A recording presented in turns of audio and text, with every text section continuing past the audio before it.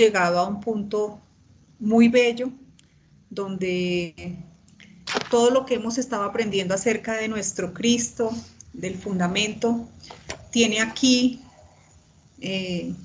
la justificación, es decir, vamos a ver cuán importante es para nosotros en este momento de nuestras vidas poder entender acerca de los premios, la recompensa, porque finalmente todos vamos a tener que comparecer, que ir delante del Señor Jesucristo y dar cuenta de nuestra obra en Cristo. Así que bueno, bienvenidos. La última clase estuvimos trabajando específicamente acerca del milenio, unas características maravillosas, un tiempo que es correspondiente con el tiempo de los patriarcas por sus características. Va a ser un tiempo donde efectivamente la ley de la conciencia, como fue para aquellos hombres, que ya estará puesta, en este caso en el corazón, será lo que rija a estos hombres. Es un tiempo limitado, es el tiempo aionion. No hay que olvidar que esta palabra, que en algún momento la tuvimos mal traducida, mal interpretada, es un tiempo muy específico con un comienzo y un final. El milenio efectivamente tiene un comienzo y tiene un final. Allá veíamos un cuadrito donde aparecen las comparaciones. Esta vida aionion, o este tiempo, se conecta con el reino de los cielos. Básicamente fue lo prometido, uno de los hilos que tejen la palabra acerca del reino, ¿sí? Y específicamente aquí es cuando venga a establecerse sobre la tierra, llamado el reinado milenial. También se asocia al tiempo cuando el Señor Jesucristo se siente en el trono de su gloria, muy importante. En este tiempo estará vigente aún el castigo. Recordemos que los hombres van a disfrutar de un gran tiempo, pero los juicios van a ser con vara de hierro y habrá un castigo para aquellos que, ya teniendo el corazón de carne, la ley, el conocimiento de la palabra, persistan en su pecado, ¿sí? Para ellos, pues, se sabrá que hay un castigo que es ese Gehenna, ese valle del Tofet, donde va toda esa podredumbre, donde el fuego nunca se apaga porque están siempre ardiendo los cadáveres de los animales, pero también irán allí los hombres que persistan en su pecado. Es el tiempo de las recompensas, que efectivamente van a disfrutarse durante estos 1000 años. Recordar que es el tiempo para la invitación a las bodas del Cordero. Esta celebración va a durar 1000 años. ¿Sí? Bien, ¿qué más? La ausencia de Satanás es una de las características más importantes que tiene esta administración o tiempo. Habrá cambios en la naturaleza, en los hábitos de los animales, etcétera, etcétera, como mirábamos la clase pasada. Las naciones vendrán y adorarán, efectivamente, tendrán que ir a Jerusalén, lo harán en un tiempo, y necesariamente serán tributarios, es decir, le tendrán que llevar ofrenda a esta nación. Habrá un gobierno justo, bueno, entre las naciones, pues algo maravilloso, que no habrá guerra, será un tiempo muy pacífico, habrá un gobierno justo, lo que tanto se desea, pero muy importante de tener en cuenta, aún no es el estado perfecto, la muerte está vigente y, como sabemos, esta administración también el hombre termina en fracaso. Bueno, muy bien, vamos a continuar entonces al siguiente versículo. Entonces leo lo que ya hemos trabajado, Apocalipsis capítulo 20. Vi un ángel que descendía del cielo con la llave del abismo y una gran cadena en la mano, y prendió al dragón, la serpiente antigua, que es el diablo y Satanás, y lo ató por 1000 años, y lo arrojó al abismo, y lo encerró, y puso sus sellos sobre él, para que no engañasen más a las naciones, hasta que fuesen cumplidos 1000 años. Y después de esto debe ser desatado por un poco de tiempo. 4. Y vi tronos, y se sentaron sobre ellos los que recibieron facultad de juzgar. Y vi las almas de los decapitados por causa del testimonio de Jesús y por la palabra de Dios, los que no habían adorado a la bestia ni a su imagen, y que no recibieron la marca en sus frentes ni en sus manos, y vivieron y reinaron con Cristo 1000 años. Bien, hoy nos vamos a centrar específicamente sobre este versículo 4, que es, y vi tronos, y se sentaron sobre ellos los que recibieron facultad de juzgar. Bien, ¿cuáles son los tronos que se mencionan en la Escritura? Entonces, vamos a mirar que hay algunos tronos específicos mostrados ya aquí en la Escritura. Bien, el primer trono sobre el cual vamos a hablar es el trono sobre el cual en este momento el Señor Jesucristo está sentado en los lugares celestiales. Miremos que en Colosenses 3:1 dice, si pues habéis resucitado con Cristo, buscad las cosas de arriba, donde está Cristo sentado, está en su trono sentado, a la diestra de Dios. Bien, en Hebreos 10:12, la misma verdad, pero Cristo, habiendo ofrecido una vez para siempre un solo sacrificio por los pecados, se ha sentado a la diestra de Dios. Apocalipsis 4:10, los 24 ancianos se postran delante del que está sentado en el trono y adoran al que vive por los siglos de los siglos y echan sus coronas delante del trono.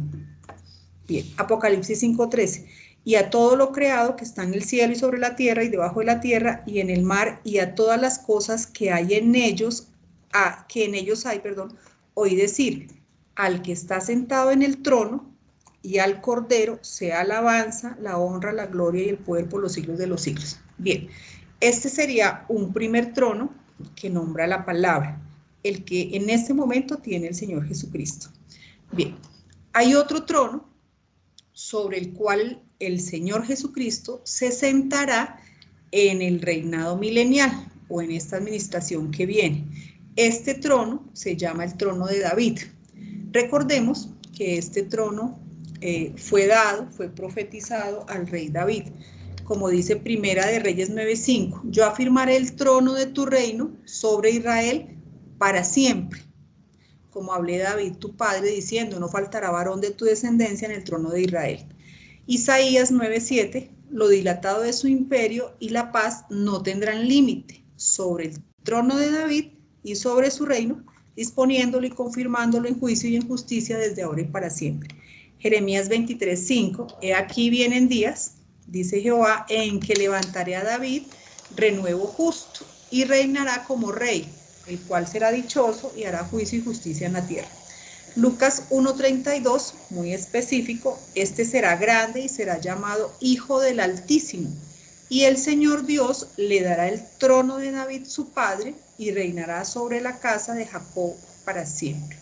Bien, entonces la palabra aquí habla de este trono en el cual se sentará el Señor Jesucristo en el reino del milenio. Bien, hay otros dos tronos que están nombrados aquí, pero estos dos tronos, que son para Dios y para el Cordero, para el Señor Jesucristo, son posteriores al milenio. Entonces dice en Apocalipsis 22:1, después me mostró un río limpio de agua de vida, resplandeciente como cristal, que salía del trono de Dios y del Cordero. Y no habrá más maldición, y el trono de Dios y el Cordero estará en ella.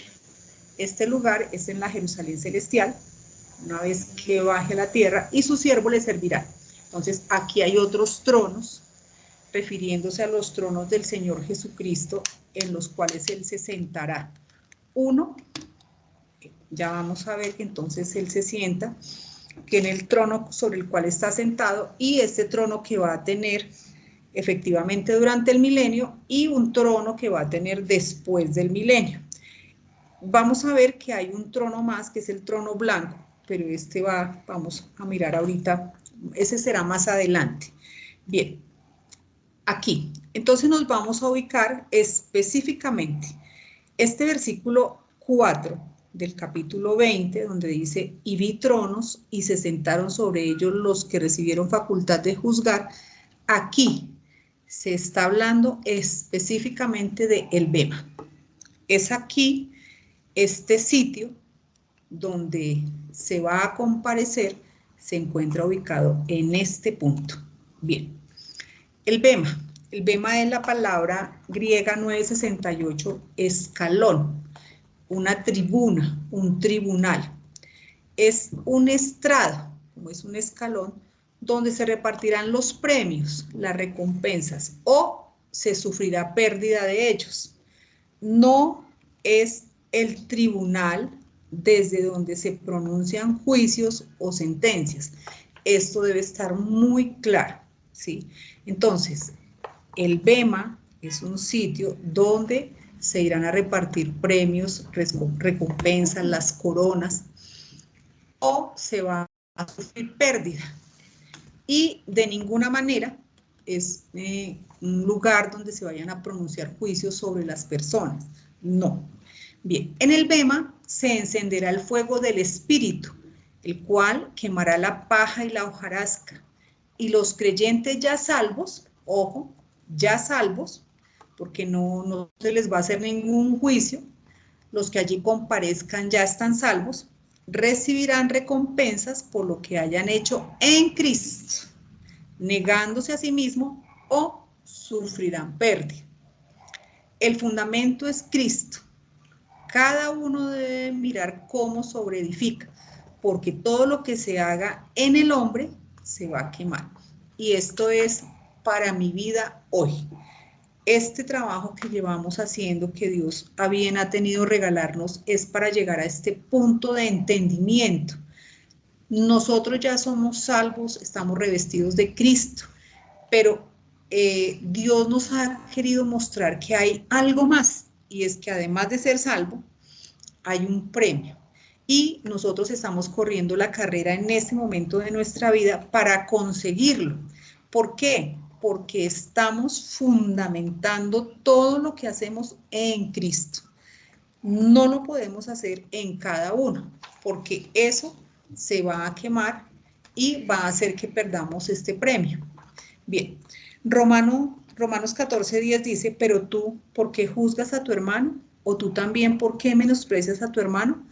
Porque todos compareceremos ante el tribunal. Esta palabra es el bema. Compareceremos ante el tribunal de Cristo, porque escrito está, vivo yo, dice el Señor, que ante mí se doblará toda rodilla y toda lengua confesará a Dios, de manera que cada uno de nosotros dará a Dios cuenta de sí, pero cuenta de lo que se hizo en Cristo, no de ningún tipo de obra, ningún tipo de justificación para salvación. Siempre hay que recordar que nosotros ya fuimos justificados, que fuimos juzgados, que fuimos en Cristo, ¿sí? Ya hemos sido santificados, ya nuestra obra no es nuestra, sino fue la obra del Señor Jesucristo, y por su obra nosotros ya recibimos esa salvación, no por nosotros. Desde ahí empieza todo. Bien, recordemos lo que ya hemos visto. El banquete de bodas se llenó con los que están vestidos de Cristo, efectivamente. Es decir, los que están ya justificados, salvos. Pero, muy importante tener en cuenta, solo algunos de esos que ya estaban justificados y salvos se negaron a sí mismos. Esto nos lo relata Mateo 22:11. Y entró el rey para ver a los convidados, y vio allí a un hombre que no estaba vestido de boda, y le dijo, amigo, ¿cómo entraste aquí sin estar vestido de boda? Mas él enmudeció. Efectivamente, ¿qué hizo? Ordenó a sus siervos que lo ataran y lo echaran en las tinieblas de afuera. Allí será el lloro y el crujir de dientes. Entonces, bienaventurados todos los que son convidados al banquete, porque allí será la recompensa o el lloro y el crujir de dientes por sufrir esta pérdida. Entonces, no es que no seamos salvos, salvos sí, pero no todos negados en Cristo, que ahí está la diferencia. Bien, también recordemos que el banquete de bodas fue lleno con malos y buenos. Todas estas cosas son para decirnos que efectivamente todos salvos, pero hay una distinción. Salvos y negándonos en Cristo. Es lo que hay que adicionar. Mateo 22:8 dice, entonces dijo a sus siervos, las bodas a la verdad están preparadas, mas los que fueron convidados no eran dignos, que ese fue Israel. Id pues a las salidas de los caminos y llamad a las bodas a cuantos halléis. Saliendo los siervos por los caminos, juntaron a todos los que hallaron, juntamente malos y buenos, y las bodas fueron llenas de convidados. Bien, en este contexto, porque uno inmediatamente juzgaría, los buenos son efectivamente, ciertamente, los que van a recibir recompensa, premio, corona, y los malos, en este contexto, aún siendo convidados al banquete, es decir, salvos, son los que pierden su recompensa, su corona, ¿sí? No es la distinción entre los que creen y no, no. Es en los que ganan el premio y los que pierden la recompensa. Bien, la pregunta, ¿todos los que se presenten ante el BEMA ganarán premio? No. Se sabe que algunos van a ser avergonzados porque perderán su recompensa. Recordemos todas las parábolas que el Señor Jesucristo habló acerca de la levadura, el talento, las vírgenes. Efectivamente, esos avisos son muy importantes, inclusive para nosotros. Dios conoce todas las cosas y Él sabe quién se va a negar o quién se está negando a sí mismo. No hay que juzgar. Nosotros no somos nada, pues en este contexto, ni nadie para decir este va a quedar aquí, este va a quedar, yo voy a quedar. Uno desea, le pide a Dios y ora y hace lo mejor en Cristo para ganarse ese premio, sino que cada uno debe ocuparse de lo suyo. ¿Sí? Muy importante. En el banquete de bodas, escuchemos, Cristo va a repartir a cada uno su sitio en el reino, según se haya negado a sí mismo, vestido de Cristo, sea del llamamiento que sea. Los que no entren al banquete y pierdan la recompensa, recordemos, ellos van a estar por fuera del territorio, es decir, por fuera de Israel, los cuales, los que vayan a estar por fuera, serán gobernados con vara de hierro y además ellos tienen que tributar a Israel. Ese es el lloro y el crujir de dientes, porque finalmente, al quedarse por fuera del territorio, van a entender los privilegios que perdieron. O sea, ahí es donde uno se da cuenta del premio que perdió, el no pertenecer a este cuerpo gobernante, ¿sí? Las naciones y estos judíos que fueron echados fuera, miren acá lo importante porque esto es lo que viene, querrán usufructuar estos privilegios. Siempre existe y todavía en este punto va a existir la envidia. Y efectivamente algunos, recuerden que aquí el centro de todo es la obediencia. Algunos van a obedecer, claro, pero fingidamente. Ellos siempre en su corazón estarán deseando los privilegios que tienen los de Israel y todo aquel que ganó el premio. Siempre van a estar ahí como pendientes, envidiando, deseando.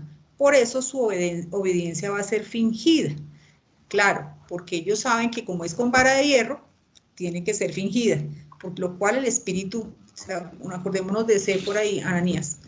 Bien, por lo cual, cuando el adversario sea suelto, eso, mejor dicho, en un momento los va a engañar, los va a reunir y efectivamente van a ir de nuevo a la guerra contra Israel para ver si se pueden quedar con esos privilegios.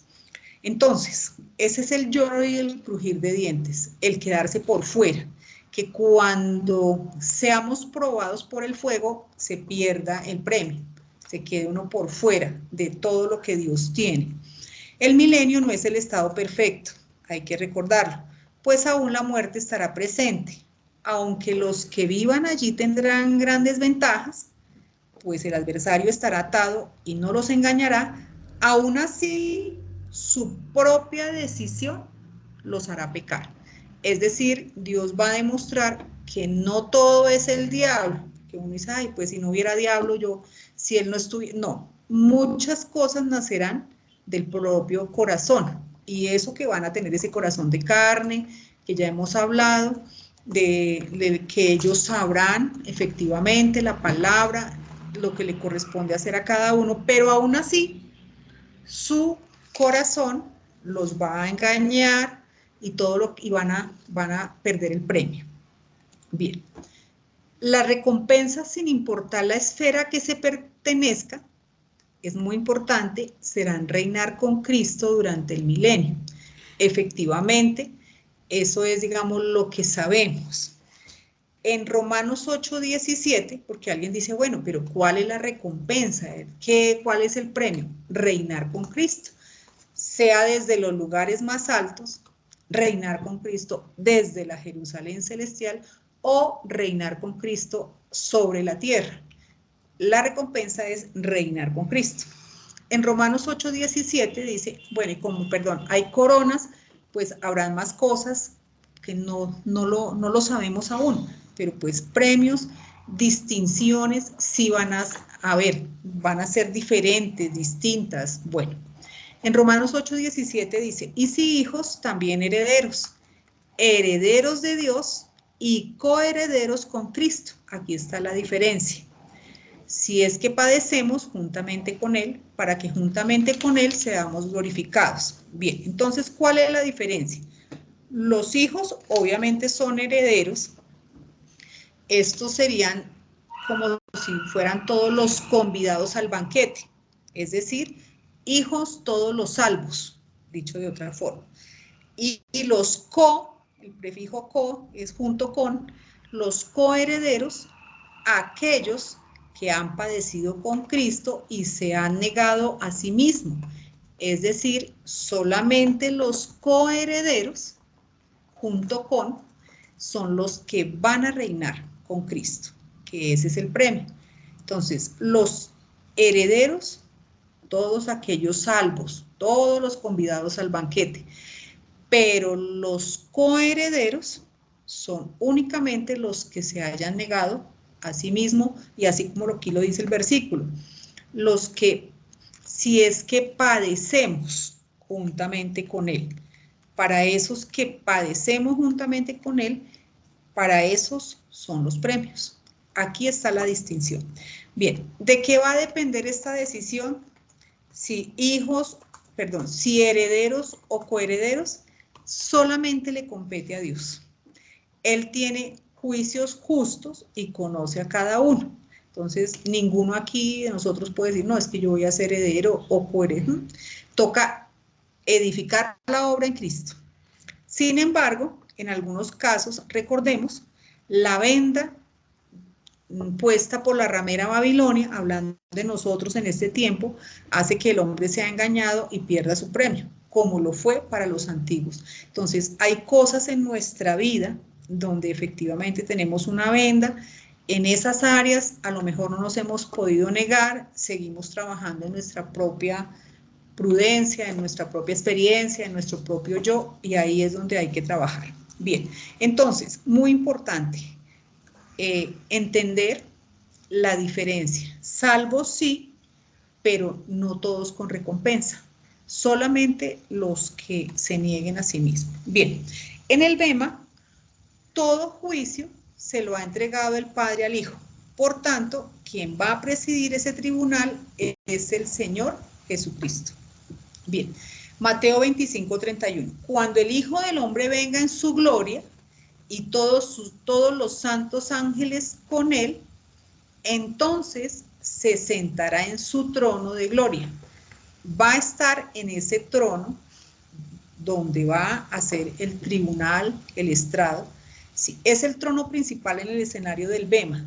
Se ve aquí puesto para el juicio, inmediatamente antes del milenio y en conexión con la primera resurrección. Bueno, aquí ya vamos empezando a tener elementos acerca del Bema.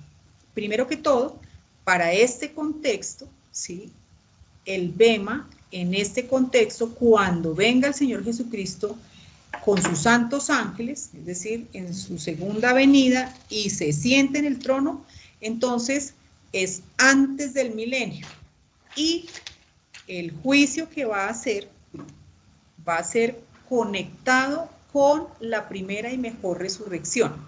¿Por qué sabemos esto? Porque vienen otras resurrecciones, hay una resurrección de justos, está el trono blanco, entonces debemos ser muy específicos, ¿sí? Aquí, el trono de gloria, que es este, es diferente al trono blanco, que ese es después del milenio, ¿sí? Trono de gloria antes del milenio y el trono blanco después. Bien, después de los 1000 años. En el Bema, desde el trono de gloria, el Señor Jesucristo juzgará directamente a las naciones. Nosotros ya habíamos visto. Entonces, fíjense por favor que aquí es muy específico sobre quiénes están hablando que pasarán por el Bema.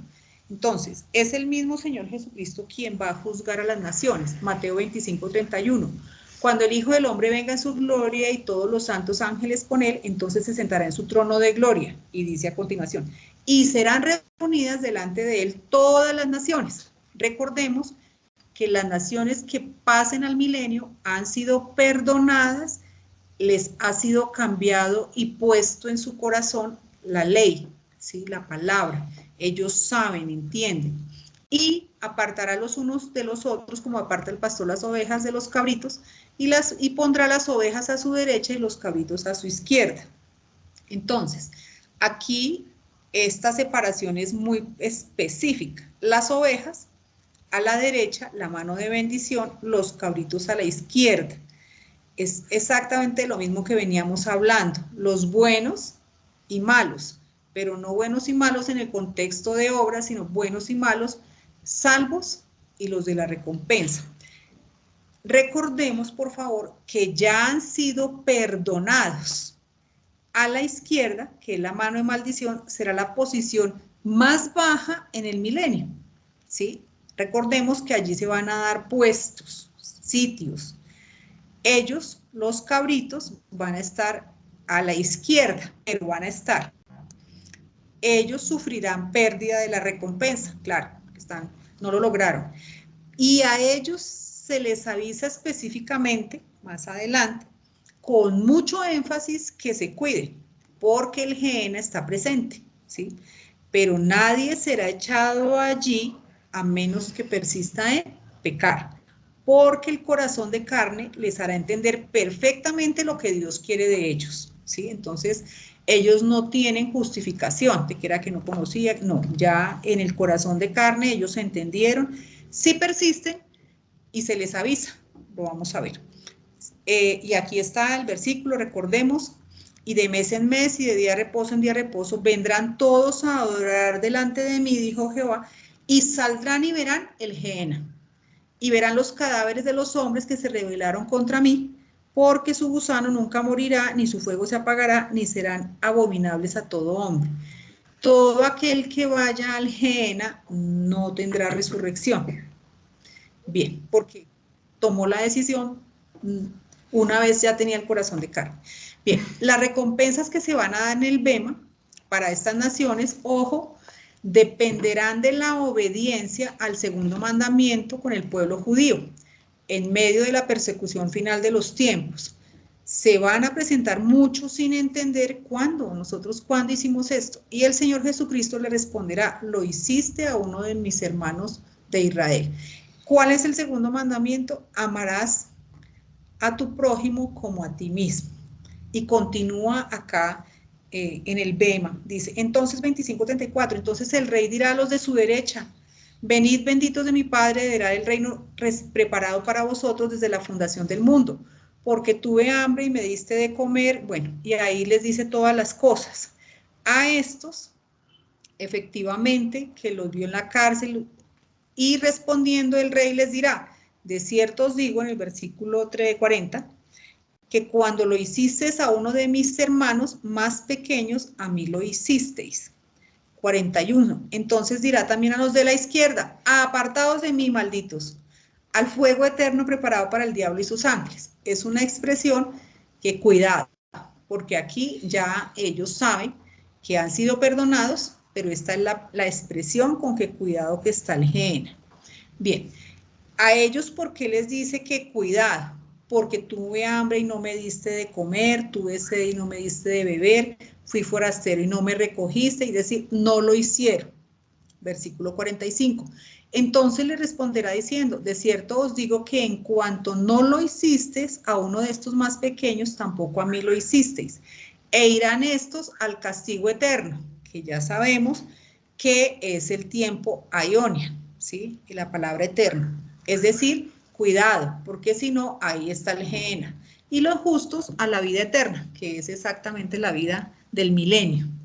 Las naciones que hayan quedado luego de los juicios del día del Señor, es decir, los que lograron salir de la gran tribulación, serán perdonadas y pasarán al milenio, pero antes deben ir al Bema. Eso debe estar claro. Bien, ¿qué más?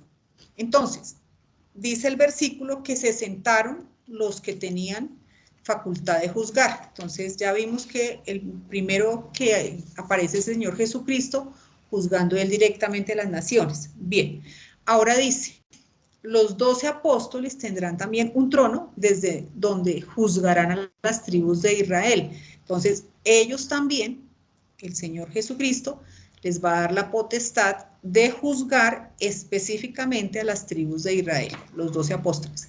El contexto en el cual se desarrolla este versículo es el joven rico, Mateo 19:20. El joven le dijo, todo lo he guardado desde mi juventud, ¿qué más me falta? Jesús le dijo, si quieres ser perfecto, anda, vende lo que tienes y dalo a los pobres, y tendrás tesoro en el cielo, y ven y sígueme. Oyendo el joven esta palabra se fue triste porque tenía muchas posesiones. Entonces ya nosotros, dentro de este contexto, más adelante, dice, entonces respondiendo Pedro le dijo, aquí nosotros lo hemos dejado todo, o sea, también, y te hemos seguido, ¿qué pues tendremos? Y Jesús le dijo, de cierto os digo que en la regeneración, allá en ese milenio, cuando el Hijo del Hombre se siente en el trono de su gloria, vosotros que me habéis seguido, también os sentaréis sobre 12 tronos, y aquí les dice, para juzgar a las 12 tribus de Israel. O sea, que ellos no van a tener nada que ver con las naciones específicamente. Recordemos, todo el juicio para hacer lo que estamos haciendo aquí mirando en el Bema, se lo entregó el Padre al Hijo. Pero dentro de los beneficios que consiguió con su sacrificio, es decir, él puede compartir, participar, y por eso les da esa potestad a los 12 apóstoles para que también se sienten en sus tronos, y desde allí, ya habiendo ganado sus recompensas, habiendo dejado todo y habiendo seguido al Señor Jesucristo, van a reinar y van a juzgar desde estos tronos. Bien, ¿quién más? El versículo que tenemos ahí, Apocalipsis 24. Y vi tronos y se sentaron sobre ellos los que recibieron facultad de juzgar. Aquí es específico. Y vi las almas de los decapitados por causa del testimonio de Jesús y por la palabra de Dios, los que no habían adorado a la bestia ni a su imagen, y los que no recibieron la marca en sus frentes ni en sus manos, y vinieron y reinaron con Cristo 1000 años. También es un grupo específico.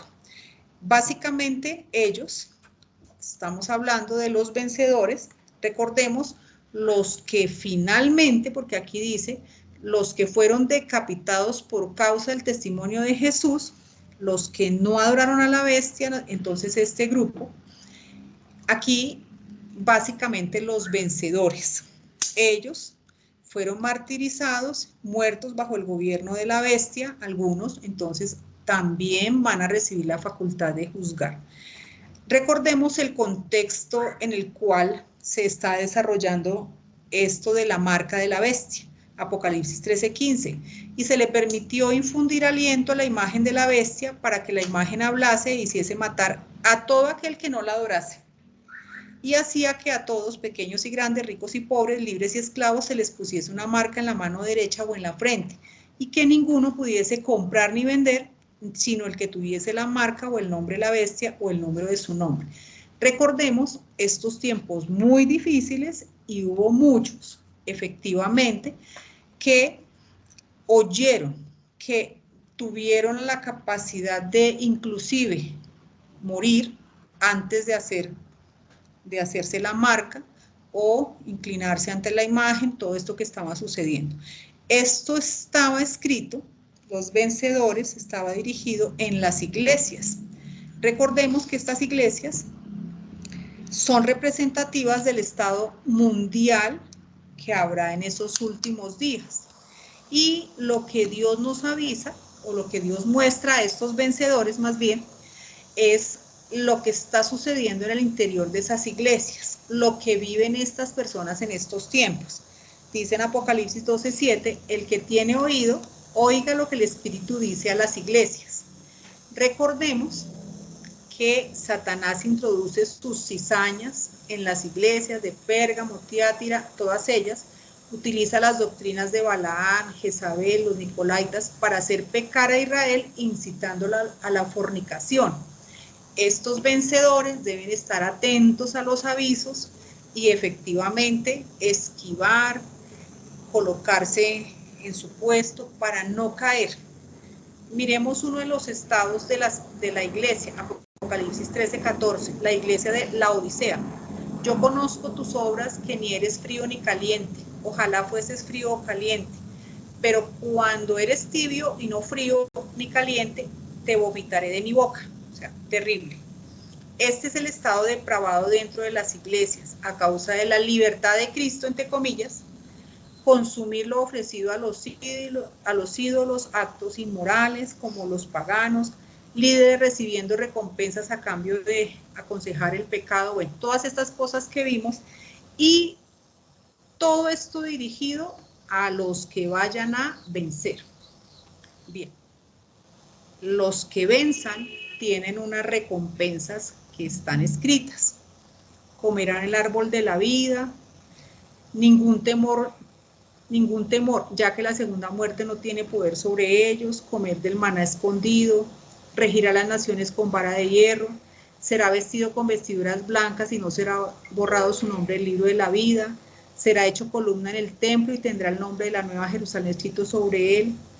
Les será otorgado, fijémonos, sentarse con Cristo en su trono, así como Cristo también venció y le fue otorgado sentarse con su Padre en su trono. Esta es la promesa que conecta los que oyeron los avisos y vencieron, también tendrán la oportunidad de sentarse y juzgar, ¿sí? Entonces, son distintos grupos. Y aquí es importante entender que todo esto está sucediendo acá en la tierra, ¿sí? Estamos en la tierra, allá en este contexto, entonces está Jesucristo, pasan las naciones por el bema, le da potestad a los 12 apóstoles para que ellos juzguen a Israel, a las 12 tribus, y están este grupo de vencedores que también reciben esta facultad de juzgar. Bueno, bien, de aquí en adelante vamos a hacer unas consideraciones muy especiales. Hay que estar muy atentos, pues el tema no es fácil, es de considerar. Bien, hay dos eventos que serán para todos. Cuando hablo todos, hablo de toda la humanidad, ¿sí? Bien, el primer evento, el de Corintios, lo escribió Pablo, pues antes de las epístolas en prisión, porque está dirigido a Corintios. Dice en 2 Corintios 5:10, porque es necesario que todos, que es la palabra griega 3956, paz, con ese, porque es necesario que todos nosotros comparezcamos ante el tribunal, es decir, ante el bema, ante el tribunal de Cristo, para que cada uno reciba según lo que haya hecho mientras estaba en el cuerpo, sea bueno o sea malo. Bien, y ya sabemos que este contexto no es bueno y malo de obras. Bien, el otro versículo, en 1 Corintios 15:51 dice, he aquí, os digo un misterio, no todos dormiremos, pero todos, otra vez la misma palabra griega 3956 paz, todos seremos transformados. Esta palabra es la palabra griega 236, alazo, mudados, cambiados, hechos diferentes, y pues esto es en cuanto al cuerpo. Bueno, entonces, los que se hayan ido a dormir con la esperanza de la esfera en lo que ellos hayan creído y llamen su esperanza, los que no la hayan perdido durante su tiempo de vida, estos ciertamente resucitarán en cualquiera de las fases de la primera resurrección. Entonces, aquí hay que tener en cuenta, sabemos que todos vamos a tener que ir al Bema, bien, y sabemos que todos vamos a ser transformados o a ser mudados de alguna forma. Y es muy importante acá entender, los que se hayan ido a dormir o los que nos vayamos a ir a dormir con la esperanza de la esfera donde hayamos creído, ¿sí? Porque aquí no se puede decir que todos, ellos o nosotros vamos a resucitar, y ahorita vamos a ver esa palabra resucitar, que no siempre es en todos los casos, en la primera resurrección, ¿sí? Hay algunos que tuvieron la esperanza y al final de su día la perdieron, pues ellos no van a resucitar. Todo lo vamos a hacer en esa primera y mejor resurrección. Y luego vienen acá unas consideraciones. El orden de las resurrecciones, porque hay un orden para las resurrecciones. Sabemos que no todos vamos a resucitar al mismo tiempo, porque hay diferentes esferas. Entonces, el orden de las resurrecciones es el mismo orden para presentarse ante el Bema. Lo vamos a ver más adelante. El orden de las resurrecciones es el mismo orden para presentarse ante el Bema. Dicho de otra manera, ir a comparecer al Bema no será al mismo tiempo para todos. Eso es algo que nos pasaba antes, que nosotros creíamos que cuando hablábamos de la esperanza era para todos, cuando hablábamos de la resurrección era para todos un mismo evento, ¿sí? O sea, siempre todo lo teníamos como un mismo evento para todos. Con el tiempo y con la luz que Dios, con esa pequeña luz que Dios nos ha regalado, hemos entendido que no es así, que casi todos los eventos vienen por fases. No todo es al mismo tiempo porque no todos tratamos con Dios de la misma manera. Hay distintos grupos. Por lo tanto, no todos vamos a ir al mismo tiempo a comparecer al Bema, sino que será por fases, de acuerdo a la fase de la resurrección que se esté dando. Bien, ¿qué más es importante saber? Cada una de las resurrecciones tiene unos acompañamientos. Eso no es solamente que resucitó y ya, no. Hay unos eventos que siempre acompañan, otros acontecimientos, otras fases, hay detalles ahí, no es que fue ya, listo, resucitar, no. Hay la resurrección, pero eso de pronto genera otros acontecimientos paralelos, le siguen otras, se desencadenan, de acuerdo a eso se desencadenan otros acontecimientos. Entonces, no todas las cosas son una sola, son las fases. Bien, ¿cuál sería el primer acontecimiento en cuanto a, llamémoslo por ahora, resurrección? Sabemos que es la epifanía. Bien, se da cuando el Señor Jesucristo se levante. Recordemos que esta es la nuestra. Se levante al dejar su sitio a la diestra del Padre y haga su aparición en gloria. Es en ese momento que se cumple nuestra esperanza, la fundición, y es el momento de aparecer ante otros seres espirituales. Todo esto sucede en los cielos más altos. Nuestros versículos en Efesios 2:6, en Tito 2:13, que hemos ya trabajado, es importante recordar que la aparición no conlleva movimiento alguno de Cristo, no es ir de un punto a otro, no, es aparecer visible a las criaturas celestiales, y cuando Él aparezca, la iglesia que somos nosotros apareceremos con Él. Sí, eso ya lo hemos trabajado. Este sería el primer acontecimiento, llamémoslo así por ahora. Bien, como se llama una aparición, esto sugiere que la gloria de Cristo se haya escondida como efectivamente está. dice en Colosenses 3:1, si pues, haber resucitado con Cristo, buscar las cosas de arriba, donde está Cristo sentado a la diestra de Dios. Poned la mira en las cosas de arriba, no en las de la tierra, porque habéis muerto y vuestra vida está escondida, claro, escondida con Cristo en Dios. Cuando Cristo vuestra vida se manifieste, entonces vosotros también seréis manifestados con Él en gloria. Bien. Para que la iglesia del cuerpo se pueda fundir con Cristo, es necesario que los creyentes, uno, si se fueron a dormir con la esperanza del llamamiento celestial, sean levantados. Porque ya les digo por qué no decimos ni resucitados, ya miramos. O llamados si estamos vivos. Si es en este instante y somos llamados, entonces, listo.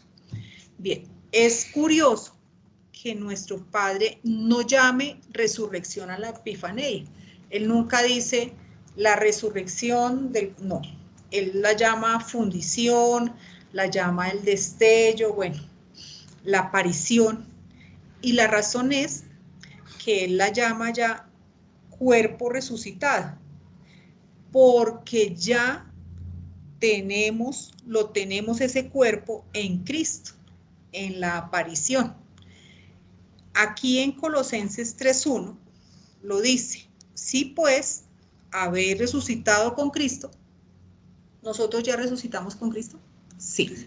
Entonces, Dios no dice que vamos a tener una resurrección, no, Él dice que ya resucitamos, o sea, nuestro cuerpo es resucitado, no habla de ninguna resurrección, nuestro cuerpo es ya resucitado con Cristo, es eso, hasta ahí.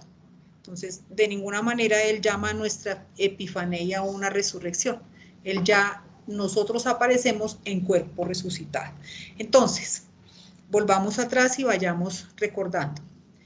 El orden de las resurrecciones es el mismo orden para presentarse al bema. Entonces, más adelante miraremos que si nosotros somos los primeros que ya resucitamos en Cristo, seremos de alguna forma los primeros en ser llamados al bema, ¿sí? Bueno, listo.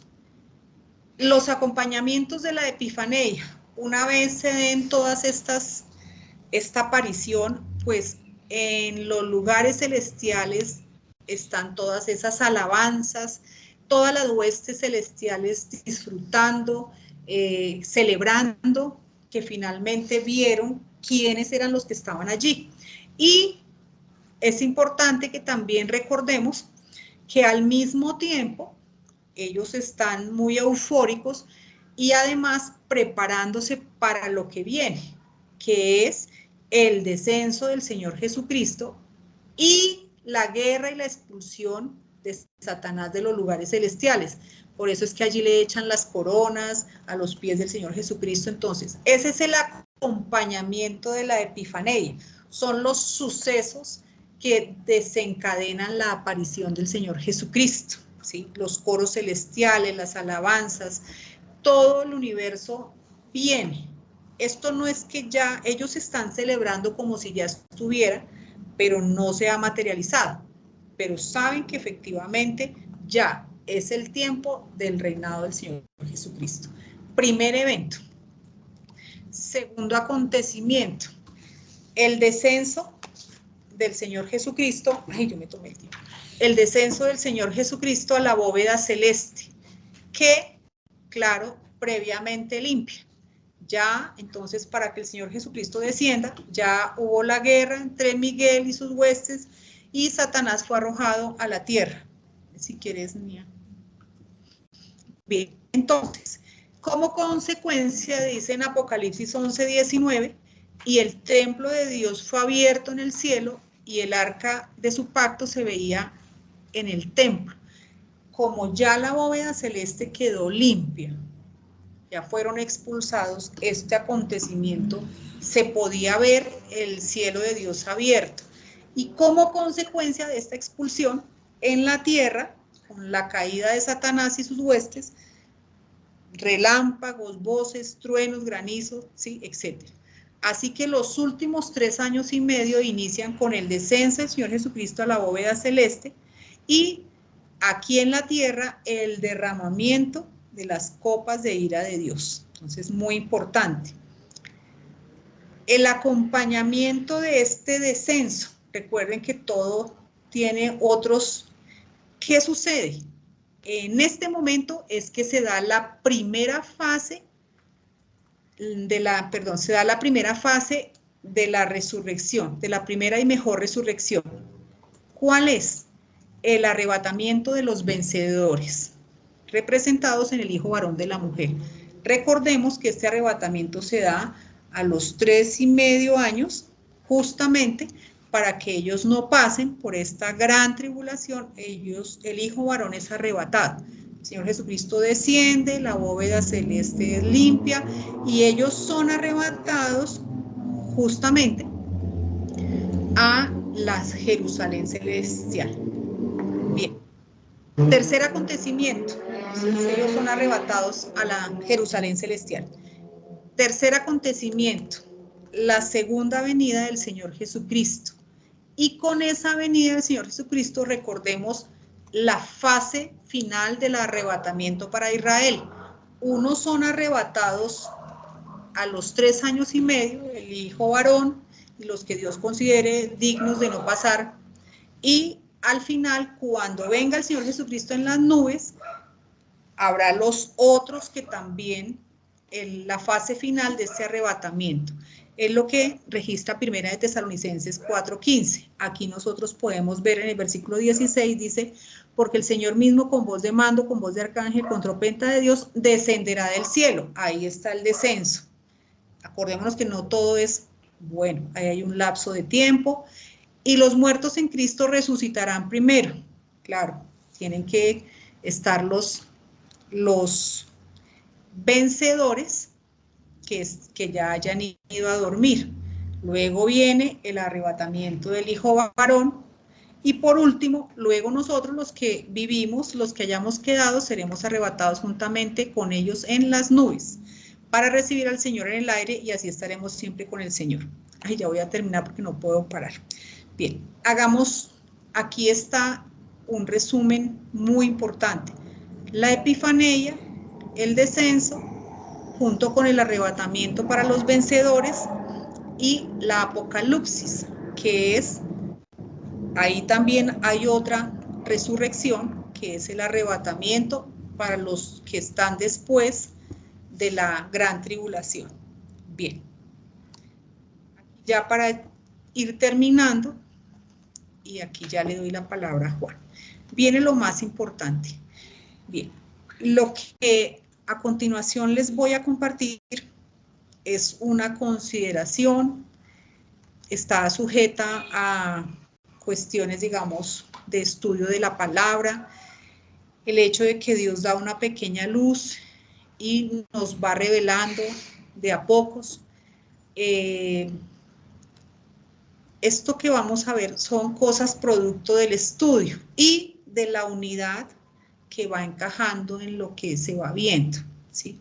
Bien, lo primero, entonces, los que vamos, el evento primero somos nosotros, los terceros cielos, la iglesia del cuerpo. ¿Cómo vamos a aparecer en los terceros cielos nosotros? ¿Sí? ¿En qué momento vamos a ir al Bema? ¿Cómo van a suceder estas cosas? Bueno, bien, cuando nosotros aparezcamos allá, ya cada uno va a ocupar el sitio que le corresponde, el sitio que Dios sabe, ¿sí? Bien, es una consideración que no tiene sustentación escritural, porque en ningún lado, por supuesto, si no se sabía acerca del misterio, mucho menos acerca de cómo esta iglesia, que era el misterio, iría al Bema, no se sabe. Bien, entonces, cuando aparezcamos, ya cada uno va a tener un sitio. Es importante recordar que no todos los sitios, o sea, Dios sabe en su recompensa a quién le va a dar más, un poquito, acordémonos que todo de acuerdo a cómo uno se ha negado. También sabemos que hay uno se niega al 30, al 60, al 90. Hay puestos, no todos vamos a reinar sobre lo mismo, ¿sí? Sino cada uno va a tener su sitio. Bien. Entonces, lo que sí se sabe, oído, es que todos vamos a pasar por el bema. Dios no dice nada acerca de cómo es para la iglesia del cuerpo. Lo único que dice, que lo dijo ya en Corintios, es que todos vamos a comparecer, pero en ningún lado lo contradice para nosotros. Sí, sí es eso cierto. Entonces, como no lo contradice en ningún lado, está vigente, que todos vamos a ir al bema. Entonces, el cómo, en qué momento, no se sabe. Pero esto no significa que Dios no haga, digamos, el juicio para recompensa, ¿sí? Para los que se hayan fundido ya con Él. Entonces, no se sabe cómo vaya a ser, en qué momento. No podemos decir nada porque solo sabemos que cuando ya lleguemos allá vamos a estar en su sitio, pero ese lapso de en qué momento, cuándo y dónde, no. De la misma manera, los que van a ser levantados y arrebatados para ir a la Jerusalén celestial, efectivamente, cuando ellos lleguen allá, ya están en su puesto, que es la segunda resurrección, digamos, la primera primera resurrección como tal. Ellos ya llegarán allá a la Jerusalén también, solo Dios sabe, ¿sí? Entonces, ¿qué sí sabemos? Que el único bema que Dios da a conocer está en la escritura, está el bema para la tierra. Es este que acabamos de ver, que va a ser con los tronos y los que recibieron la facultad de juzgar. Cómo se van a juzgar las naciones, cómo se van a juzgar las tribus y a estos vencedores que les dio la facultad de juzgar. Bien, viene la consideración final y aquí dejo a Juan para que él nos haga el favor de complementarnos. ¿Qué se puede considerar? El bema va a suceder acá en la tierra. Otra vez, el bema va a suceder acá sobre la tierra y no se hace para repartirle a los que ya se ha repartido. Es decir, ya sobre la tierra no se hace para los de la Epifanía ni para los de la Jerusalén, sino para dar a conocer a todos públicamente lo que cada uno haya hecho en vida. Eso quiere decir que va a estar aquí sobre la tierra y ya se va a dar a conocer públicamente lo que cada uno hizo. Bien, por tanto, pues nosotros, el cuerpo, los vencedores del varón, estaremos presentes en los juicios que se hagan a las naciones. Bueno, tenía otras cosas, pero voy a detenerme acá y le voy a dar la palabra a Juan. Me iba extendiendo, pero no podía parar. Sí, muchas gracias, Amparo. Fijaros que todo esto vamos averiguando, esperando la tal luz y ser iluminados por el Espíritu y vamos conociendo algunas cosas generales. Estaba procurando un versículo que no encuentro y que tiene que ver con todo lo que estaba hablando Amparo, que dice: Jesucristo vino a salvar a todos los hombres, mayormente a los que creen. Por tanto, volvemos a decir, nuestro Dios, en este espíritu de sabiduría y de entendimiento, nos abre una salvación que es muy amplia. Jesucristo vino a salvar a los pecadores. Jesucristo vino a salvar a todos los hombres. Mayormente, que significa primeramente, a los que creen. Así que imaginaros, cuando vemos en la palabra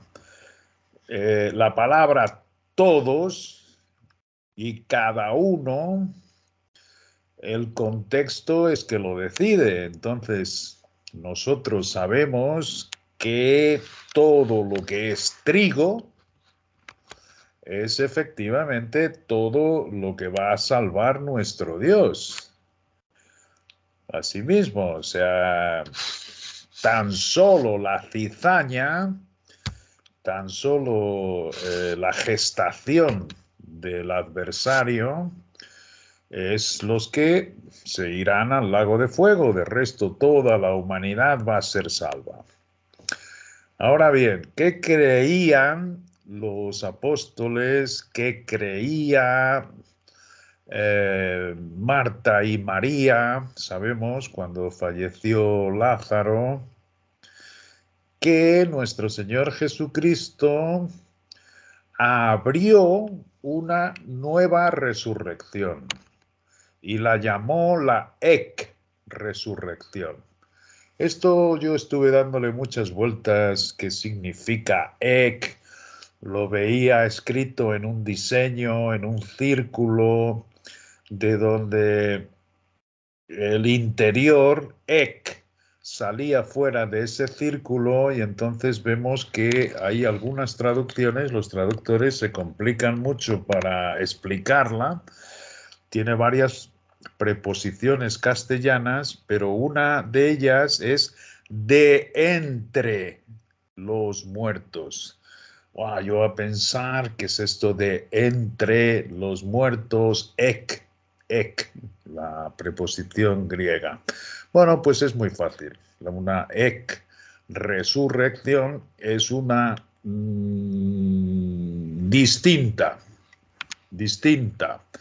Y cuando Lázaro murió, pues Jesucristo le dijo a Marta o a María, ahora no estoy bien cierto a cuál de ellas, le dijo, tu hermano resucitará. Y los discípulos se rascaban la cabeza, no porque ellos no creyesen en la resurrección, pero aquella preposición es que eso los confundió. ¿Por qué? Porque la única resurrección que había conocimiento era la del último día. Por tanto, la de posterior al milenio. Ahí tenemos una resurrección que se llama solo hay un trono y es el trono blanco. Y no está en la tierra, porque la tierra ya ha huido y se hace en los celestiales. Y ahí es solo Cristo, no hay más nadie. Esa es la única resurrección que todos conocían. Por eso se rascaban la cabeza los discípulos pensando en qué querría decir con esto de la resurrección. Y efectivamente, igual que nosotros nos rascamos la cabeza con las diversas esperanzas que nos va mostrando el Espíritu escudriñando las Escrituras, porque dice en Tito que nuestra esperanza, la del cuerpo de Cristo, es efectivamente la del gran secreto y la llama la suprema. Y en las traducciones inglesas, en muchas Biblias, dice la más alta, la altísima, lo cual quiere decir que está por encima de otras esperanzas. A medida que nos ha ido el Espíritu iluminando el entendimiento, pues hemos venido a saber que efectivamente están los vencedores, la iglesia del primogénito de todas las eras y edades, que se han mantenido firmes con Dios y que son dueños de la esperanza de la nueva Jerusalén, que desciende al final cuando la tierra sea nueva y los cielos sean nuevos. Pero también su esperanza aunque será en un lugar celestial, no es en aquella más alta, donde ahora Cristo está entronado. Después tenemos la resurrección de los mansos, a los cuales les dijo nuestro Señor Jesucristo en el Sermón de la Montaña: bienaventurados los mansos, porque ellos heredarán la tierra. Por tanto, sabemos que hay una compañía cuya esperanza no es ni los lugares celestiales donde está Cristo sentado, que es la iglesia del cuerpo, tampoco es la iglesia o compañía de los primogénitos que ocupan la Jerusalén celestial, sino que son los que van a heredar en la tierra su esperanza. ¿Ok? Es así mismo. Por tanto, todo esto tenemos que aguardar. Claro que nos hacemos muchas preguntas, y lo que sí que hemos venido a saber es que la primera y mejor resurrección tiene varias fases. Es decir, no podemos confundirla con la última, y que está muy bien explicado, que es cuando resuciten todos los muertos, todos los que van a ser salvos, efectivamente, pero esos los conoce nuestro Dios y serán después del milenio. Por tanto, para hacer parte de la primera y mejor resurrección, uno efectivamente tiene que haber creído, y lo que sabemos es que se debe haber ido a dormir en Cristo. ¿Qué significa eso? Pues que se ha ido guardando su esperanza. ¿Entiendes? Porque dice, y si no la guardas, habrás creído en vano. ¿Por qué? Porque ciertamente es posible que aparezcas en la última resurrección, si la perdiste. Pero todos los que se hayan ido a dormir en Cristo, en principio, aparecen en la primera y mejor resurrección, en cualquiera de sus fases. Porque, como ha estado explicando Amparo, y os digo que no es nada simple, porque todo esto son añadiduras que va el Espíritu acomodando, tenemos, como ha dicho, la primera, que es la Epifanía. ¿Cómo sabemos que es la primera? Precisamente porque en las epístolas en prisión de Pablo, sobre todo en Tito, sabemos que es cuando él haga su aparición en gloria, no aquí en la tierra, sino en gloria. En ese momento nos fundimos y somos literalmente parte de su cuerpo. Él se da a conocer con todo su cuerpo, y es por eso que las huestes celestiales se llenan de alabanza, se llenan de regocijo, echan sus coronas, lo cual significa que todo el poder que tienen esos 24 ancianos, el poder que tienen esos Zoa, los arcángeles, las huestes espirituales que no se rebelaron, echan sus coronas al Cordero, significa que ponen todo su empeño y poder al servicio del Cordero.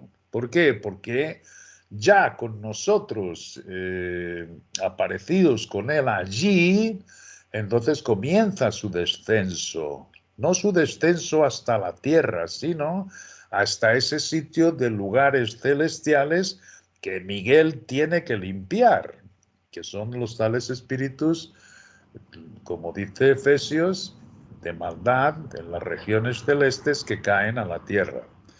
Bueno, pues ese es el primer descenso.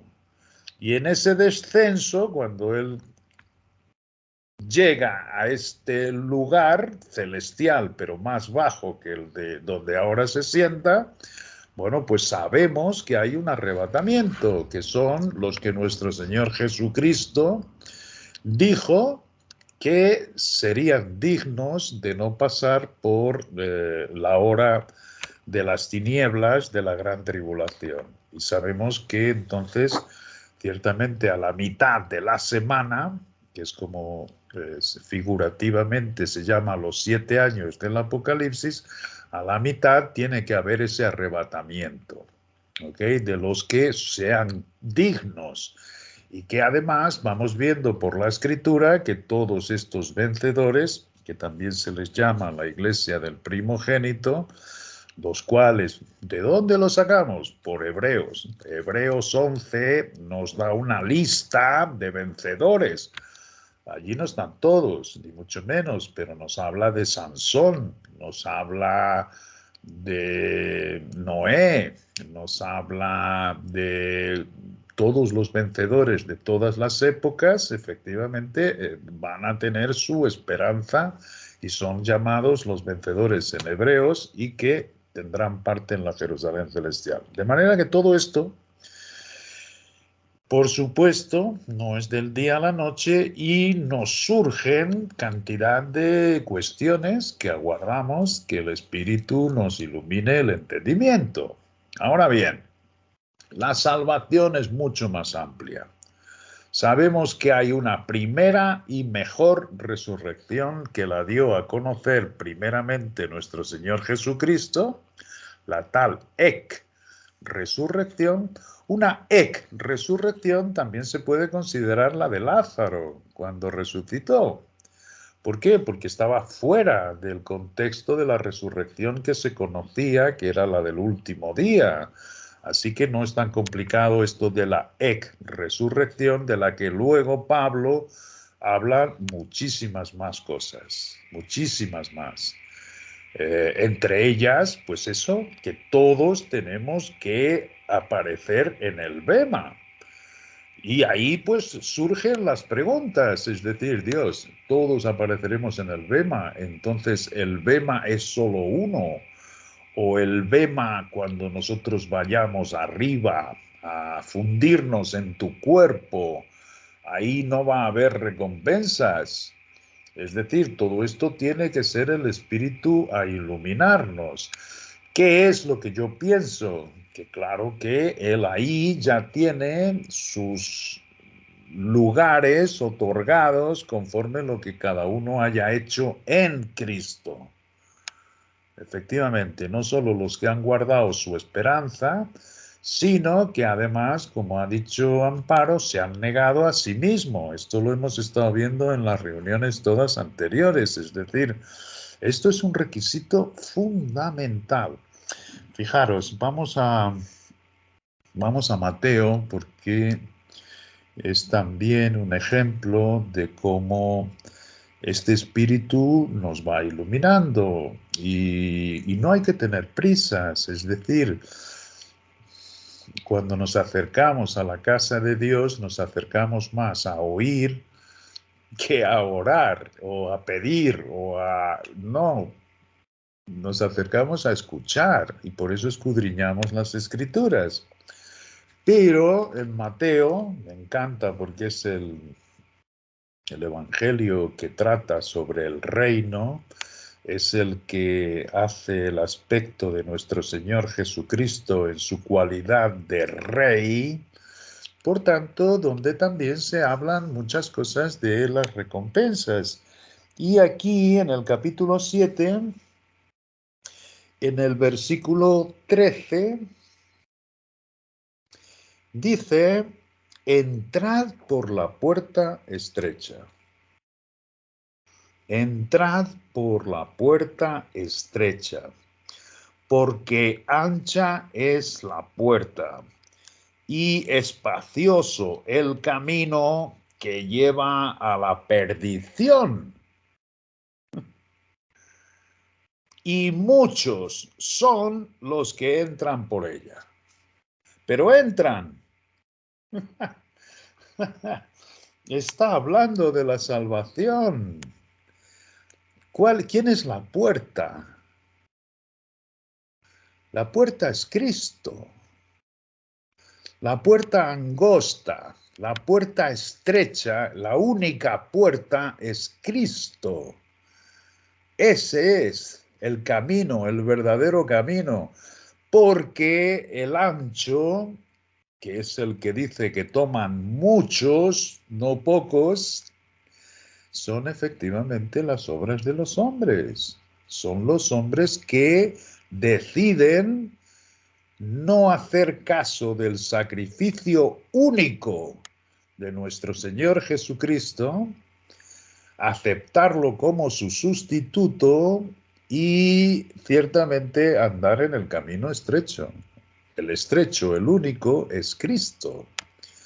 Pero muchos, repudiando ese sacrificio, y pueden tener los crucifijos en sus pechos o pueden tener sus imágenes en el altar y pueden decir que la cruz y pueden confesar, pero ciertamente no es poder para ellos la cruz. El poder que significa para nosotros es que abrió un camino, un solo camino, y ese camino es Cristo. De manera que entrad por la puerta estrecha, porque ancha es la puerta y espacioso el camino que lleva a la perdición. ¿A la perdición de qué? A la perdición no del alma. No, porque todos entran en la salvación, pero sí que va a perder sus recompensas. Asimismo, si os acordáis, en el capítulo 19 de este mismo libro del Evangelio de Mateo, que estaba el tal joven rico, él también le preguntó, ¿cómo tengo yo la vida eterna? Esto es lo que hemos leído en Romanos. Herederos, si somos hijos, si realmente hemos creído, nosotros somos herederos. ¿Herederos de qué?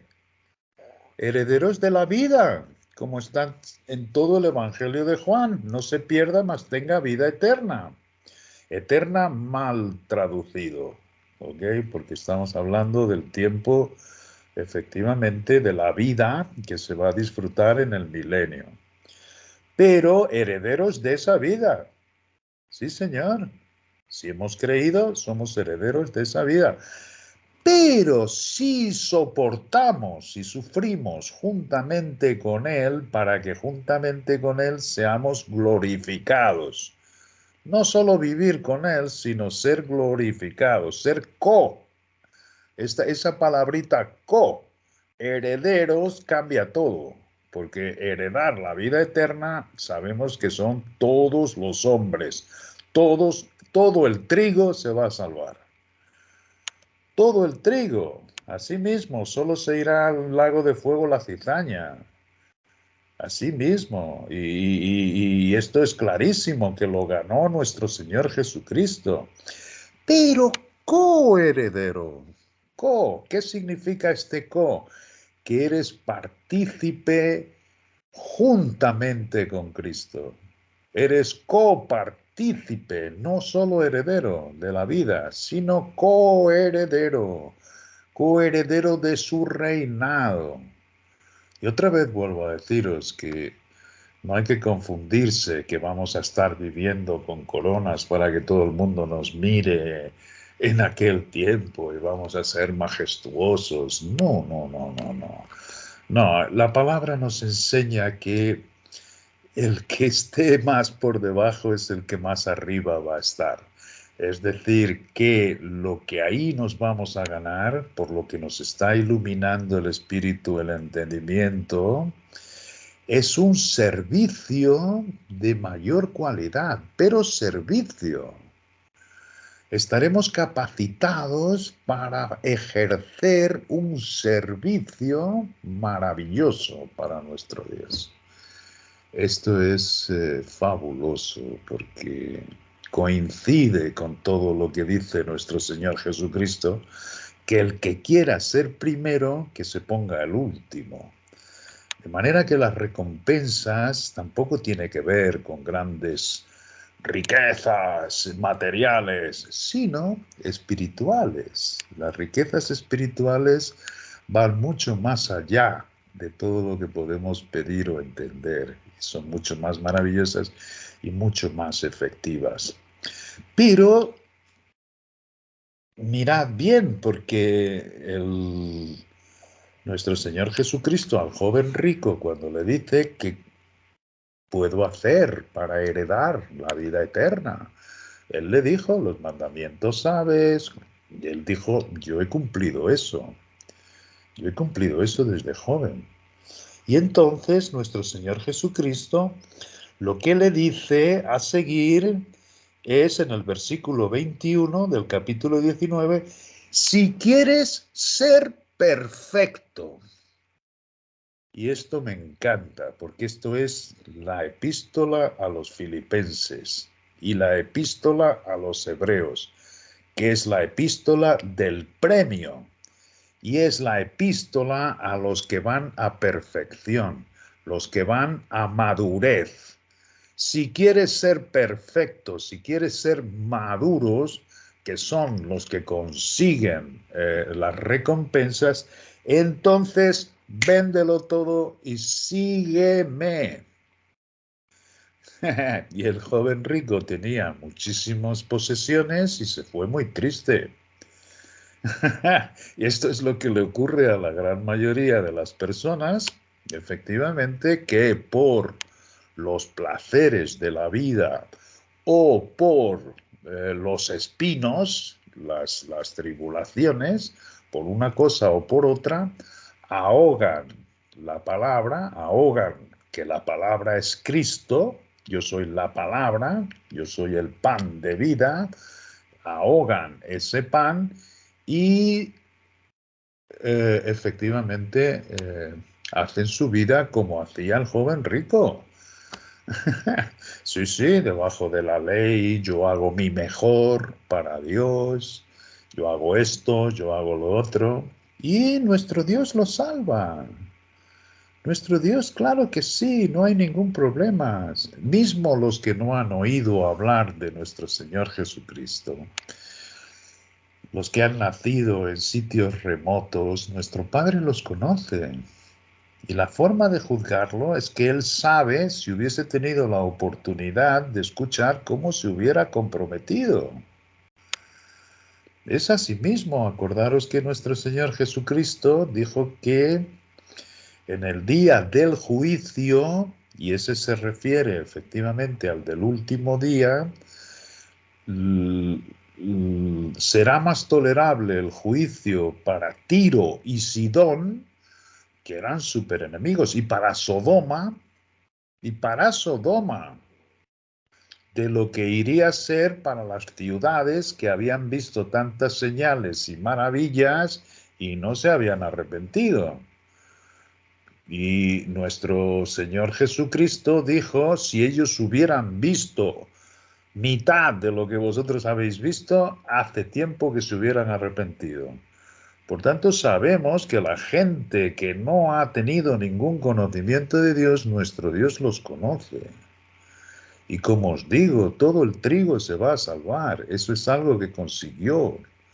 Arrebató de las manos del adversario a la humanidad y la rescató. Pero la palabra no está escrita para ellos. La palabra está escrita para los vencedores. La palabra está escrita para los que quieren ganarse el premio, los que quieren reinar con Cristo, que como ya os digo, no es nada de tener riquezas suntuosas, no tiene nada que ver con eso.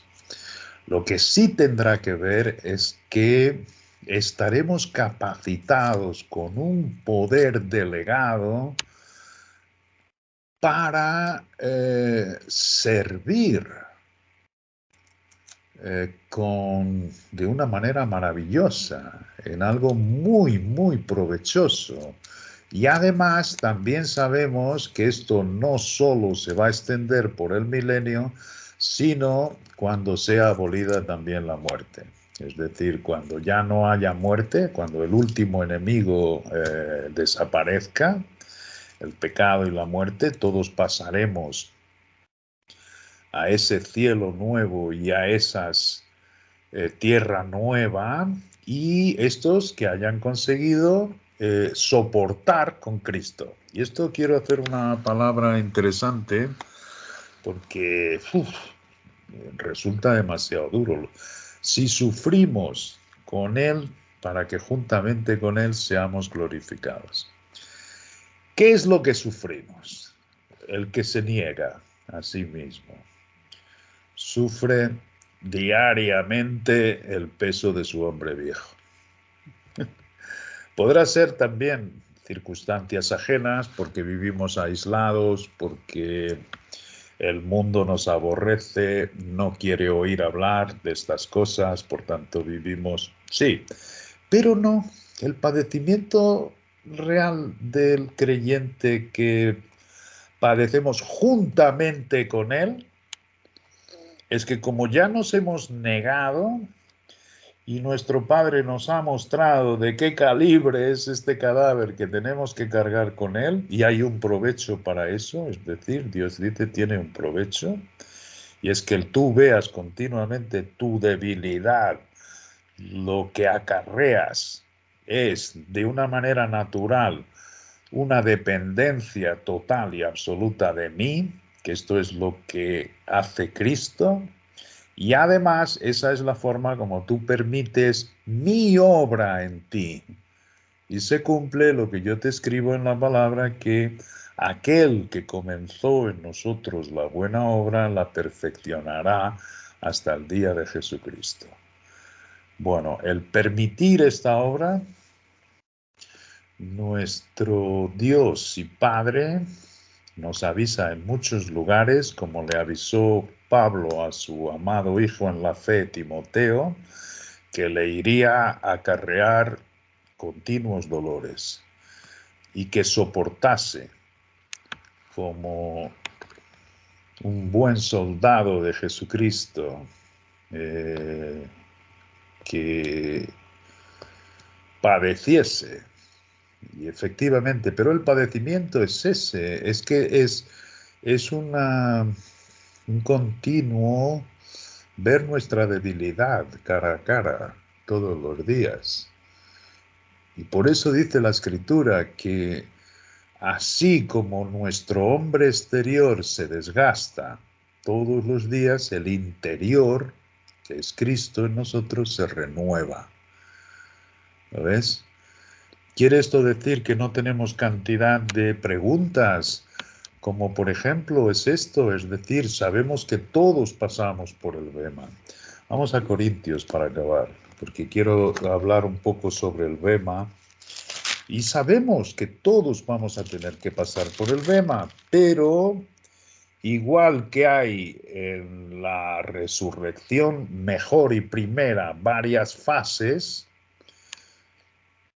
nada nos garantiza que con el bema también tenga sus fases y que cada compañía tenga la suya y que al final todos comparezcan en el bema en que nuestro Dios, además como está escrito, es decir, acordaros que él decía cuando tú ores a nuestro Padre Celestial, métete en tu habitación, lo cual quiere decir que no seamos como los hipócritas que piensan que por su palabrería serán oídos, que no lo hagamos para ser vistos de los hombres, sino que en nuestro interior, en secreto, comuniquemos con nuestro Dios y Él nos recompensará en público.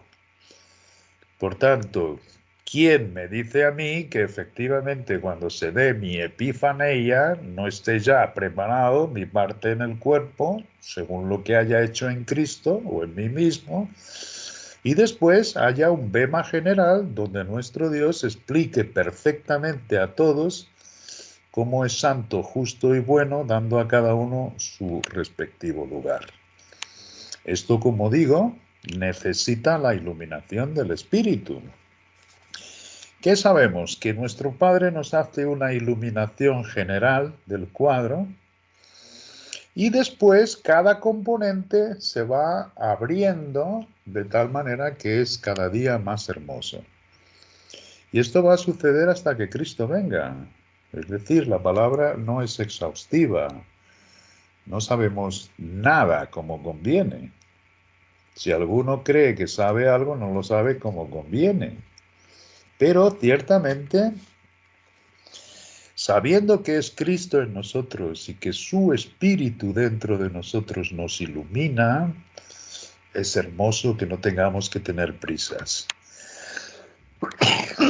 sino estar atentos y en comunión en este Cristo, en este mirar las cosas de arriba donde está nuestro Señor Jesucristo sentado a la diestra del Padre. Bueno, Corintios nos habla mucho, efectivamente, la epístola a los Corintios, que era una iglesia a la cual Pablo no le podía hablar muchas cosas espirituales, porque eran carnales, porque amaban más la gloria de los hombres que la gloria de Dios. Efectivamente, muchos son los que entran por el camino ancho y que lleva a la perdición y que prefieren la gloria de los hombres a la gloria de nuestro Dios. Entonces, ciertamente a estos, después de decirles que no podía hablarles, en capítulo, es Primera de Corintios capítulo 3, ok, les está explicando efectivamente que aún os di a beber leche y no vianda. La vianda es para los adultos, es para los perfectos, es para los maduros, los que se han negado a sí mismo y ahora es Cristo que les ilumina. Para esos es la vianda. Pero a vosotros solo os he dado leche, porque aún no erais capaces ni sois capaces todavía. ¿Por qué? Porque todavía vertéis todas estas cosas que son espirituales en vosotros mismos y en la gloria que os dais unos por los otros. Acordaros que había aquellas divisiones que decía yo soy de Pablo, yo soy de Bernabé, y aún mismo los que decían que eran de Cristo lo hacían con ese espíritu de contención y no sinceramente. Porque diciendo el uno, versículo 4, en el capítulo 3, yo ciertamente soy de Pablo y el otro de Apolos, no sois carnales. O sea, ¿cómo es posible que mantengáis mediadores todavía? Que efectivamente nosotros de nuestra vida de cristianos, yo considero que es el peor dolor que se le ha causado a nuestro Dios, se lo han causado los religiosos que se han puesto como coordinadores, obispos, maestros y los hemos tenido como la misma autoridad que salía de su boca como si fuese la de Dios. Qué liberación más enorme significa creer por fin que hay solo un mediador, igual que hay solo un camino angosto, que es nuestro Señor Jesucristo, Dios hecho carne para enseñarnos al Padre. Eso ha sido la cosa más maravillosa que ha ocurrido en nuestras vidas. Ha quitado la gloria, como ha dicho aquí Pablo. ¿Quién es Pablo? ¿Quién es Apolos? En el versículo 5, ¿qué pues es Pablo y qué es Apolos? Servidores, servidores por medio de los cuales habéis creído. Y eso según lo que a cada uno concedió el Señor. No hemos sido más que instrumentos, si a Dios le ha placido. Pero ¿qué es Pablo? ¿Qué es Bernabé? El propio se desprecia a sí mismo, está aquí tan claro. Yo planté porque lo concedió Dios, Apolos regó porque se lo concedió Dios, lo utilizó como un instrumento, pero el crecimiento lo ha dado Dios. Esto es, el crecimiento siempre viene de Él. Y Él es más que poderoso para abrirte a ti tu entendimiento y tener una vida íntima contigo, con cada una de sus criaturas. Es increíble. el daño que han hecho estos coordinadores, el daño en que somos los hombres de Dios, si te apartas de mí, Dios se va a apartar de ti, y te mostraban cómo Israel se apartaba de los profetas, y entonces nosotros seríamos iguales, Dios no podría hacer nada con nosotros si nos alejásemos. Y sin embargo, cuando se dieron todas las divisiones, fueron ellos los primeros que se largaron y dejaron las ovejas. Ninguno se ocupó en cuidarse de las ovejas. Nos quedamos todos dispersos, sin pastor, hasta que nuestro Dios, gracias a Él, nos recogió y nos mostró el verdadero camino, que es Cristo. Es maravilloso. Sin embargo, esto estaba escrito. ¿Cómo es que ahora, por eso, por haber reconocido que nosotros no hay nada, es que es Cristo a enseñarnos su palabra? Pero es eso, parece que se abre, parece que fuimos al estanque de Siloé, y que comienzan a abrirse sus escrituras. ¿Ok? Pero luego dice, así que ni el que planta es algo, ni el que riega, sino Dios que da el crecimiento. Y el que planta y el que riega son una misma cosa, aunque cada uno recibirá su recompensa. Esto es general, esto es así mismo. ¿Cuándo? Pero aquí no se había dicho nada del gran secreto, por tanto está hablando de la esperanza de Israel. Así mismo, y estos también recibirán su recompensa conforme a su labor. Y entonces, conforme a su labor, si nos ponemos a pensar, no, entonces si se esfuerzan más, no, si se visten de Cristo. Vamos un poco más adelante. Dice, porque nosotros, en el versículo 9, somos colaboradores de Dios y vosotros sois labranza de Dios, labranza, edificio de Dios, edificio de Dios. Conforme a la gracia de Dios que me ha sido dada, yo como perito arquitecto puse el fundamento. Yo os di este evangelio. Y otro edifica encima, que sería Apolos, ¿ok? Pero cada uno mire cómo sobreedifica, porque nadie puede poner otro fundamento que el que está puesto. ¿Cuál es el fundamento? ¿Cuál es la base? ¿Cuál es para recibir estas recompensas?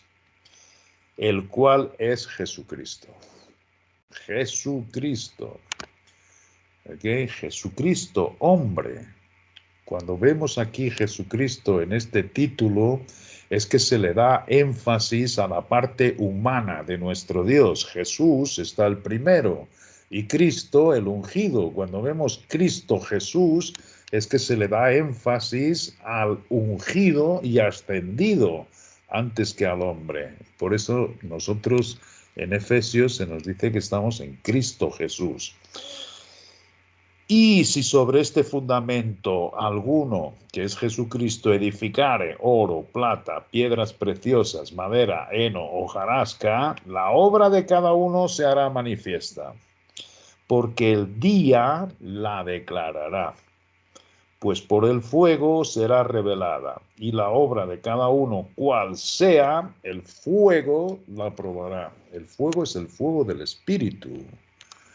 El fuego del Espíritu derrite todo lo que es paja, heno y hojarasca. El fruto del Espíritu derrite todo lo que proviene de nosotros, despreciando el sacrificio de Jesucristo. El fuego del Espíritu prueba lo que nosotros hayamos hecho en Cristo, el sustituto, el nuevo hombre. La nueva creación, como ha revelado Pablo en el gran secreto, eso la nuestra. Aquí en Corintios todavía no está hablando del gran secreto. Está hablando de presentarse en el bema y qué es lo que va a ocurrir con los que han hecho por sí mismo la obra o con el fundamento que era Jesucristo. Está tan fácil, es así mismo. Y el fuego la probará si permaneciere la obra de alguno que sobreedificó, si permaneciere que fue en Cristo lo que has hecho, recibirá recompensa. La palabra está llena de exhortaciones a través de todas las escrituras acerca de las recompensas. Y es un deseo grande de nuestro Dios que la obtengamos.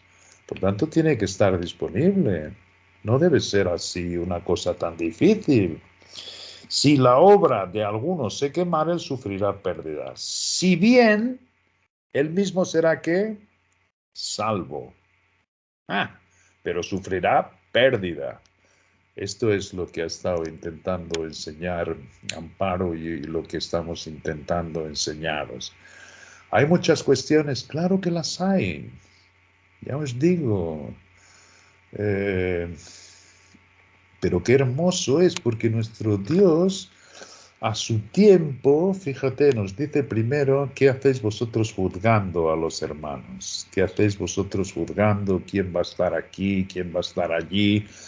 ¿Quién va, si uno va a ser resucitado en la segunda, en la primera? No.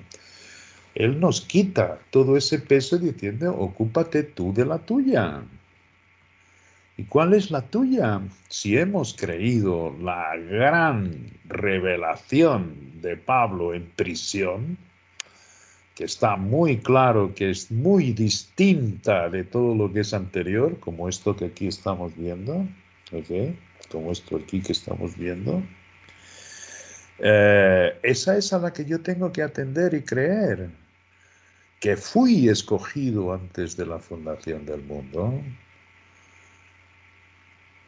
que mi llamamiento tiene todas sus recompensas espirituales en los lugares celestiales, que hago parte del cuerpo cuya única cabeza es mi Señor Jesucristo, y que todo se va a hacer en concreción, efectivamente, cuando Él aparezca en gloria.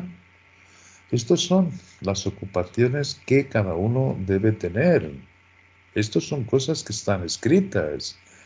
Y ciertamente desde ese lugar en alto, de donde proviene nuestra esperanza, que claro que sí, solo será hecha en concreción cuando se dé esa epifanía, es de donde nos vienen toda esta luz que se está derramando sobre sus escrituras, viendo todo lo que va a ocurrir. Hay una parte donde nuestro apóstol de los gentiles, que es Pablo, nos dice que todo aquel que corre no es coronado si no lo hace legítimamente, y se refiere a los Juegos Olímpicos, cuando estaba cada uno en su línea, no podía salirse de esa línea, si no era desclasificado.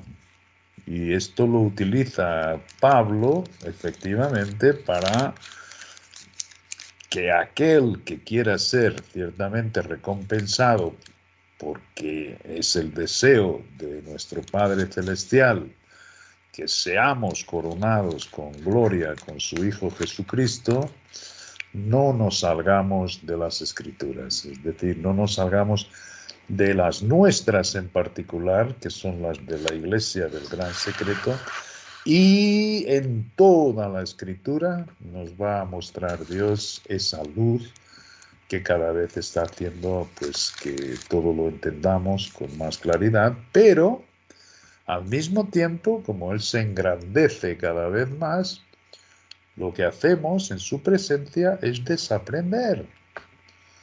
No pensar que ya lo sabemos, es decir, todo lo contrario. Es seguir aguardando porque ese espíritu es por el que oró Pablo después de revelar el gran secreto, que Dios nos diese a cada uno en esa comunión con Él. Y esto lo va a hacer Él fielmente. De manera que hay muchas cuestiones, pero todo va encajando cuando es el espíritu de sabiduría y de revelación el que nos va iluminando el entendimiento.